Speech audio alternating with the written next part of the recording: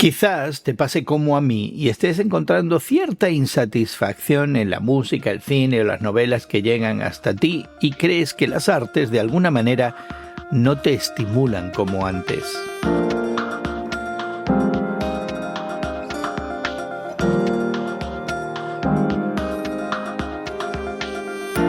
Gracias por acompañarnos entre amigos esta conversación semanal sobre la fe cristiana y el mundo contemporáneo que tenemos hoy Elsa Masón y tu amigo Gerson García. Hoy conversamos sobre la insatisfacción de las expresiones artísticas más contemporáneas que van mucho más allá de medios, géneros y estilos. Pero antes te invitamos a suscribirte a nuestro podcast que encontrarás en tu plataforma de podcast favorita. Encuentra y escucha Entre Amigos con Gerson García en YouTube, Spotify o Apple. También te invitamos a que compartas nuestra conversación en tus redes sociales y que tus amigos y seguidores puedan participar de este tiempo junto a nosotros. Elsa, cayó un reciente artículo en nuestras manos de la revista norteamericana The Atlantic en el que la autora Lily Meyer no parece encontrar novela alguna que le parezca importante o por lo menos trascendente. No sé si eso te pasa a ti. Ella dice que no ha podido encontrar nada que valga la pena en los últimos 4 o 5 años. No, yo pensé, pues si no has encontrado la novela que te satisfaga, pues escríbela, ya que tú eres escritora.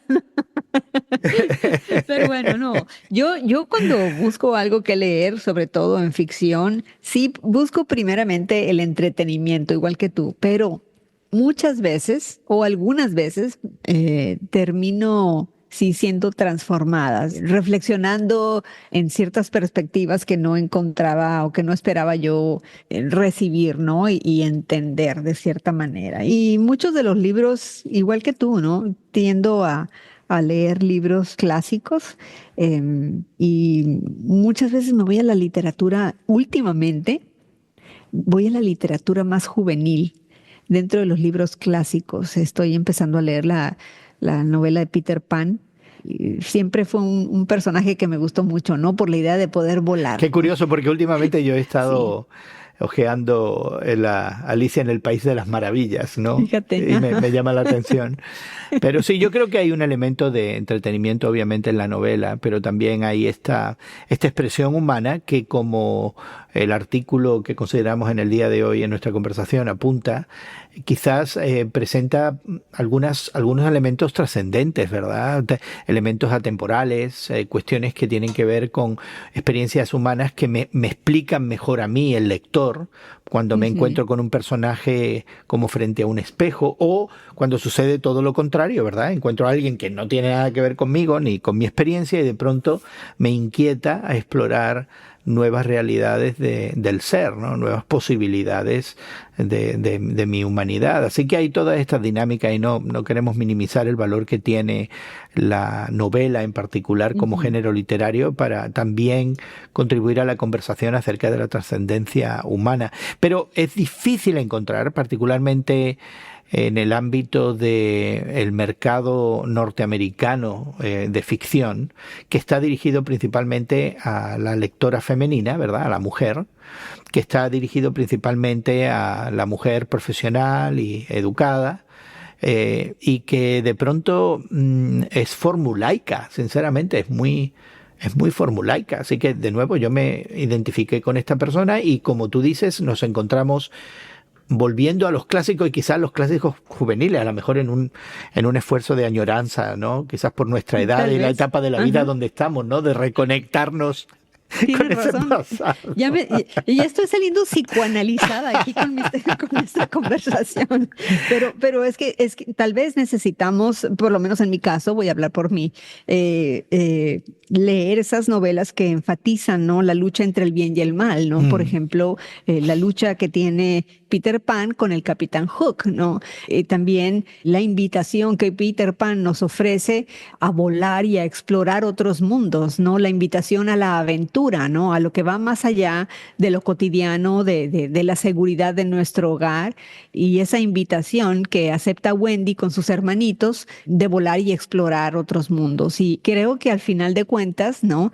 Esta lucha del bien y el mal en la novela precisamente de Peter Pan termina ganando Peter, y también terminan volando para regresar a Londres, ¿no? A la casa donde regresan a la vida cotidiana, a su vida regular con sus padres, ¿verdad? A la seguridad del hogar, pero la experiencia vivida de las aventuras y el soñar con otros mundos ya es parte de su Quizás ser. evitando al regreso el peligro de ser niños eternos, ¿verdad? Que es una de las propuestas de la historia. Yo lo que lo he notado quizás más que con los libros es con el cine. Estoy teniendo dificultad para tener interés por las más recientes producciones en el contexto del mercado de cine norteamericano. Obviamente no conozco demasiado ni tengo demasiadas oportunidades de acceder a producciones extranjeras, pero lo que es comercial y que disfrutamos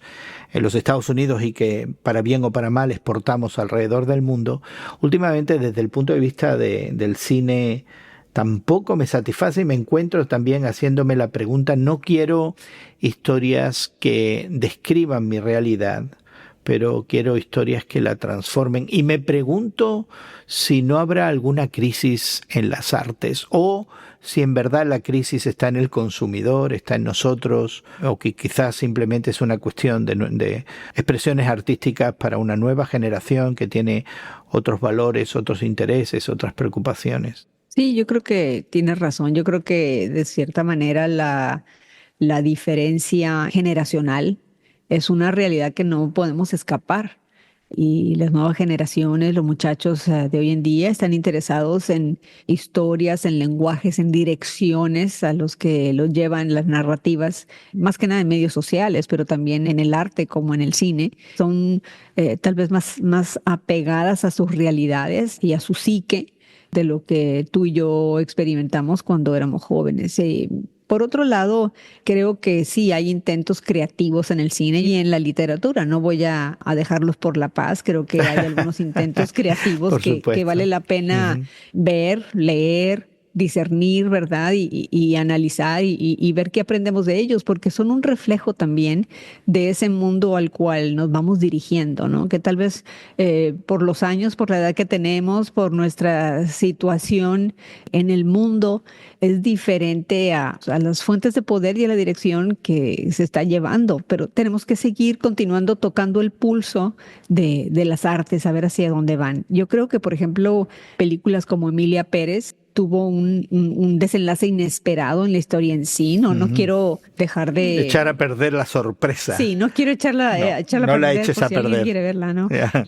Otra película que recuerdo que también fue nominada fue Cónclave y también tiene un desenlace sorpresivo. Inesperado. Sí, que creo que es hacia donde van las artes hoy en día, ¿no? Sigue una narrativa que tiene vueltas, ¿no? Inesperadas y a final de cuentas concluyes de cierta manera la historia con un final que dices tú, bueno, no es lo que yo quisiera, pero esta es la realidad. Y así sucede con películas como Emilia Pérez, como Cónclave y también con la primera parte de la película Wicked, ¿no? Pero fíjate que estas ideas que has expresado, ¿no? De un cine y quizás de una literatura formulaica, ¿no? Donde aunque al final te llevas una sorpresa, hay una serie de cambios, de situaciones que te mantienen y mantienen la atención narrativa, ¿no? Quizás contribuye a este elemento de la insatisfacción que muchas veces las artes y concretamente la literatura de la que estamos hablando produce, como le produce a la escritora de la revista The Atlantic, ¿no? Que dice, no, quiero algo transformativo. El otro día tuve una conversación muy interesante con mi hija de 23 años, que a veces viajamos juntos en el autobús, ambos vivimos en una zona de la ciudad cercana el uno al otro, pero trabajamos en el centro de la ciudad y a veces aprovechamos el viaje y ahí nos la pasamos en esa hora de viaje conversando. Y traía un ejemplar de La náusea de Jean-Paul Sartre. Ajá. Y le digo, ¿qué haces leyendo eso? Yo lo leí en mi juventud también, pero... Y entonces fue tan interesante ver las reacciones de esta persona, ¿no? De mi hija, que es una generación totalmente diferente, que ha crecido en otro mundo, literalmente, ¿verdad? Que no tiene nada que ver con el mundo de la primera mitad del siglo XX. Y ella estaba totalmente intrigada de por qué las cosas sucedían como sucedían y de las actitudes que estos personajes tenían, hasta que yo le expliqué el contexto del siglo XX que yo había experimentado, ¿verdad? Y entonces le dije, bueno, tienes que entender que las posiciones en ciertas ideas son estas, estas y estas, y por consecuencia sus personajes reflejan esas posiciones, y ella está totalmente sorprendida y de haber descubierto un mundo nuevo, el mundo de la primera mitad del siglo XX, ¿verdad? Que es cuando se escribió La náusea. Exactamente. Y entonces me hizo pensar si muchas de estas insatisfacciones tienen que ver eso con esta distancia generacional, ¿verdad? De estos gustos o estas preferencias o estos intereses de los cuales nos hemos ido moviendo a lo largo de los años, y ahora tú y yo nos encontramos distanciados de todo esto, de una cultura que ya no representa la cultura en la que tú y yo fuimos forjados, ¿verdad? Que no tiene ya misterio para nosotros, pero que mi hija de 23 años descubre y le parece la última cosa, ¿no? Le parece algo fantástico, increíble. No sé si algo de eso, de esas dinámicas tienen que ver con esta percepción de que las artes no nos están satisfaciendo a alguno de nosotros. Yo creo que sí, tienes razón. Porque también me sucede con la música, ¿no? Ya. En mis tiempos, en mi juventud. No quería hablar de eso, pero bueno. Ese es un tema candente. Y ahora no encuentro ninguno de los top 40, ¿no? De las 40 canciones más escuchadas. Que valga la pena. Pues, tal vez esta y esta otra sí las puedo volver a escuchar. Ay, no. Las artes que valen la pena siempre han sido marginales en su momento, ¿verdad? Los libros que ahora leemos son los que nadie leía cuando fueron escritos, ¿verdad? Las películas que ahora vemos a lo mejor y que nos interesan son las que a lo mejor no se veían cuando salieron y se han convertido en películas cúlticas, ¿no? Como se les suele decir. Sí. Yo creo que también pudiera haber un elemento de eso. Una de las cuestiones que obviamente hace que el artículo que consideramos en el día de hoy esté dirigido a una población quizás más juvenil es las recomendaciones que da en cuanto a cómo buscar literatura que trascienda, que realmente llene, y nos dice, ¿por qué no usas la inteligencia artificial? Y yo siempre me iba a las listas de los más publicados, ¿no? Que algunos diarios prominentes tienen la lista de los más publicados, de los más leídos, y ahí voy y busco, pero aquí me dicen, no, vete a la inteligencia artificial y dile lo que estás buscando a ver si le pegas. En la plataforma de TikTok ahí está la tendencia ahorita de que pongas en la sección de búsqueda la palabra libro y que te va a salir el libro que debes leer en ese momento, que va a hablar de ti, que te va a reflejar algo de ti mismo. Y cada vez que lo hago me sale el idiota de Fyodor Dostoyevsky. Entonces, ya no quiero que ninguna plataforma ni inteligencia artificial me digan qué debo de leer ahora. Yo solo lo voy a investigar. Yeah.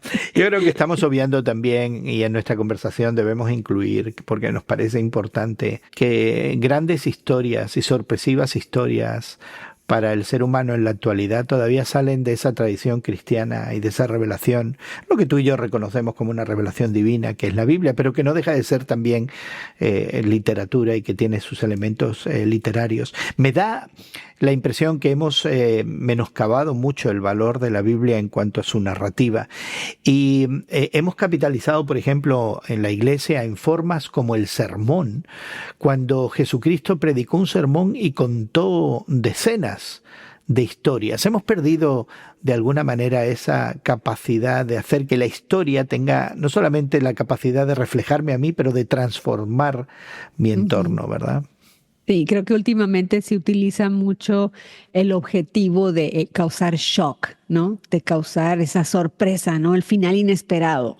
Y en anterioridad se escribía tanto para cine como para radio, como para televisión, muchas veces con el objetivo de buscar esa transformación o esa reflexión personal, ¿no? Esa evaluación sobre los valores universales, incluso simplemente lo más básico, ¿no? En esas novelas de misterio, ¿no? De que el crimen no paga, de que el bien va a triunfar sobre el mal, de que existe un personaje central en la novela que a la hora de sacrificar algo de sí mismo, salir herido, muchas veces fallece, es un reflejo de Cristo mismo. Y se está perdiendo un poco eso. Es más difícil encontrarlo últimamente.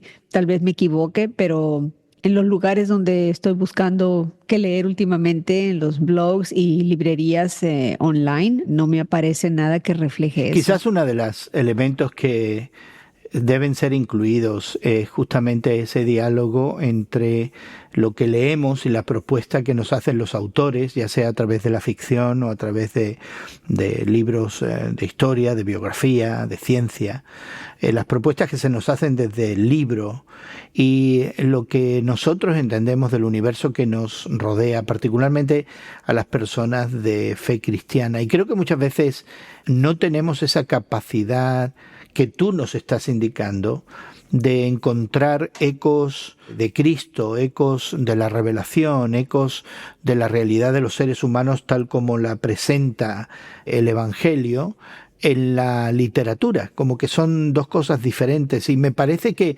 parte de esta frustración en no encontrar algo transformativo no necesariamente reside en la literatura, pero reside en nuestra propia actitud de no esperar ser transformados por lo que leemos, ¿verdad? Y cuando llegamos al Evangelio no hay manera de que nuestra lectura del Evangelio no nos transforme. Y yo creo que tiene mucho que ver también el hecho de que estamos viviendo lo que muchos teólogos llaman el post-cristianismo, ¿no? Una era post-cristiana. Y si los autores de hoy en día, de novela principalmente, son jóvenes que han crecido en este ambiente post-cristiano, no van a tener esa cosmovisión, ¿no? De la Biblia, de Jesús, del el poder transformador de la palabra de Dios, y van a buscar simplemente el shock, van a buscar simplemente esos finales inesperados en sus narrativas.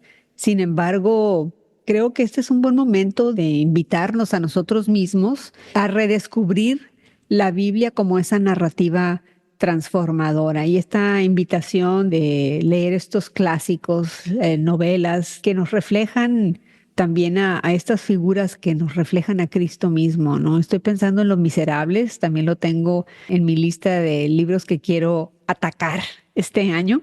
Es una historia que me fascina y quisiera volver a leerla. Muy difícil de leer, pero una vez que te metes en ese mundo es difícil salir, pero personajes como Jean Valjean, que representan a Jesús mismo, a la gracia, en oposición con Javert, que representa en esa novela a la ley, a la justicia.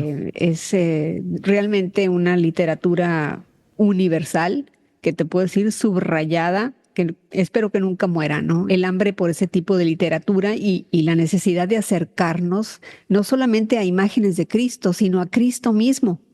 ¿Por qué no? ¿Cuándo fue la última vez que leímos el Nuevo Testamento de una sentada?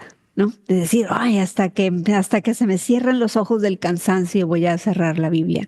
Y yo creo que es una manera muy hermosa de empezar a volver a vivir a través de los libros, especialmente a través de la Biblia. Pues queremos invitarte a que consideres esa invitación y la búsqueda de esa trascendencia en la narrativa, y quizás con la narrativa que Elsa y yo creemos en la más trascendente, una revelación que toma forma literaria, que toma forma de historias, que toma forma de biografía, que toma forma de expresiones de una identidad nacional, de una identidad humana, de una identidad que trasciende verdaderamente. Y queremos invitarte a que lo hagas en el día de hoy. También, por supuesto, a que te suscribas a nuestro podcast, que encontrarás en tu plataforma de podcast favorita. Lo puedes buscar y encontrar como Entre Amigos con Gerson García en Apple, en Google, en Spotify, también estamos en YouTube. Y por supuesto, te invitamos a que dejes tus comentarios en nuestra página cuando nos encuentres, y también a que explores lo que tenemos ahí, porque tenemos otros temas que pudieran interesarte. Bueno, nos haces un gran servicio también si compartes esta conversación Entre Amigos con Gerson García en tus redes sociales e invitas a otros a ser parte de la misma. Encontrarás también esos enlaces a nuestras redes sociales al descargar nuestro podcast en tu plataforma favorita. Agradecemos mucho a nuestro equipo técnico en México y Estados Unidos, que haga posible que esta conversación llegue hasta ti. También, Elsa, queremos darte muchas gracias por darnos de tu tiempo y espero que pases una linda semana. Y bueno, tu amigo Gerson García se despide de ti hasta otro momento en el que nos unamos a conversar entre amigos.